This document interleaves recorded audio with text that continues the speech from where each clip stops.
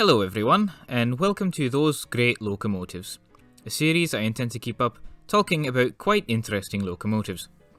Edward Thompson is a controversial figure in railway circles. He's gone from being bad-mouthed by enthusiasts, and some might even say the London and North Eastern Board of Directors, to being fairly respected by enthusiasts who look deeper into his design philosophy. Certainly, upon first sight, his career paints a picture of a man who disliked the designs put out by his predecessor, Herbert Nigel Gresley, and sought to destroy Gresley's reputation. However, this video is not about Thompson himself, as much as it is about his first original class of Pacific.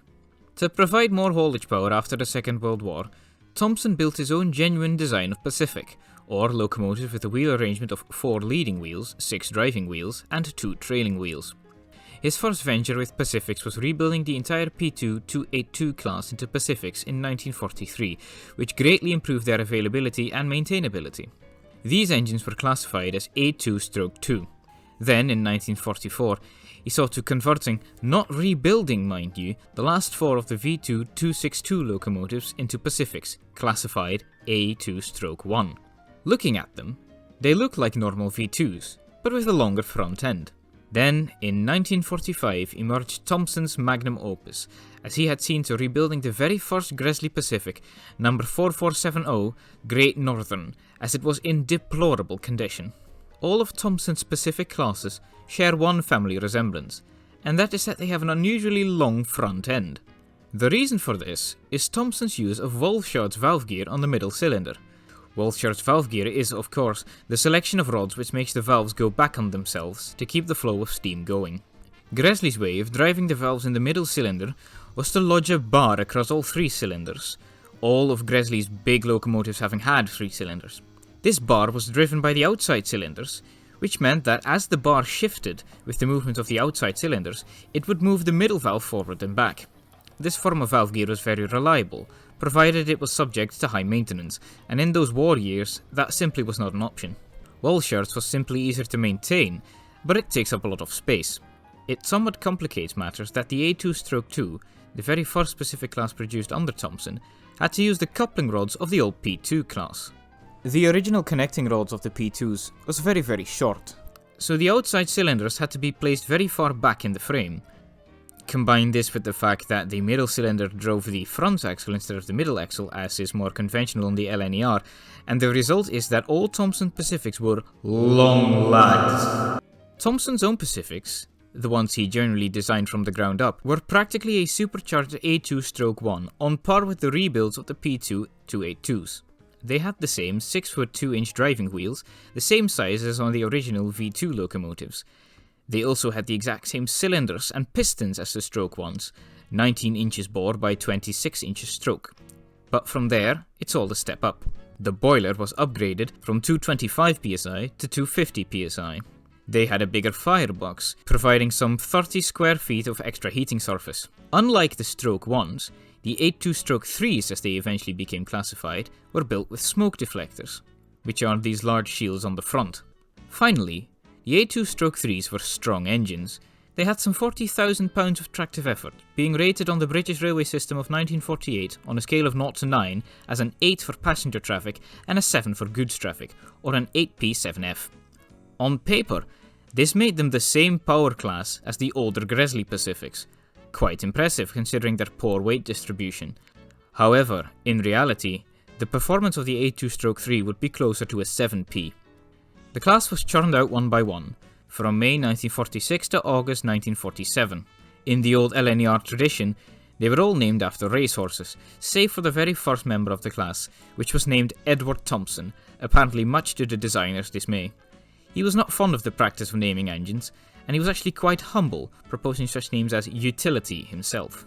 The A2-3s actually took another part of their design from a design which was even older than the V2. The cabs on the stroke 3s were rather square, having had a flat front end. This was because Edward Thompson found the old design of cab, introduced on the A1s of 1922, to be much safer. The story goes that 2 A4 locomotives, still the fastest design of steam engine in the world as of 2021, passed each other at speed. One of the A4s was scooping up water from a trough situated between the rails. The problem with this practice is that you need quite a lot of speed to pick up the water sufficiently. Now, the A4 are nippy engines, and the force of the speed jetted the water up behind the tender. The water of one A4 crashed into the cab of a passing A4, causing the angled front windows of the cab to shatter and kill the fireman. Thompson apparently found that a flat front end rendered such an incident impossible. Despite their longer frame, the A2-3's boilers were actually not much longer than a V2 boiler. Because of this, when the locomotives used their very efficient steam brakes, the water in the boiler could be sloshed forward, resulting in it being trapped in the steam pipe. If steam travelled down the steam pipe, the water would eventually end up in the blast pipe and be sent straight up the chimney. This issue was, however, rectified in the end. Issues the locomotives had throughout their lives were excessive slipping, major steam leakage, and great coal consumption. They were very powerful indeed. Remember, they were rated 8p, but because of the position of the driving wheels, they didn't carry enough adhesion weight. Now, it is important to understand that the nature of large-wheeled Pacifics makes them very prone to slipping, but the Thompson engine seemed to have it worse than any other Pacific on the LNER. You would have needed a very steady hand indeed to get a heavy express started from a standstill. Speaking of expresses, I could not find any evidence that they were used on the most prestigious services on the LNER, such as the Flying Scotsman train, but they certainly weren't strangers to the London King's Cross to Newcastle services. After all, the class was built to take over from worn-out A1s, A3s and A4s. The Thompson Pacifics were mostly operational on the East Coast Main Line, though as they were mixed traffic machines, meaning they pulled both passenger and freight, they also worked deeper into the network and further north to Aberdeen. When Mr. E. Thompson retired, his successor, Arthur Henry Peppercorn, swapped some of the boilers on the A2-3s to boilers of his own diagram, resulting in the A2-3s looking slightly different from one another.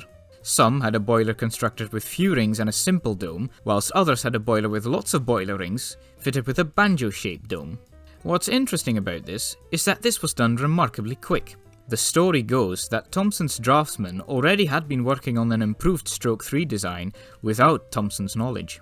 Peppercorn's own A2, that is without the stroke, were in reality the Thompson A2 Stroke 3, but with the front end tidied up.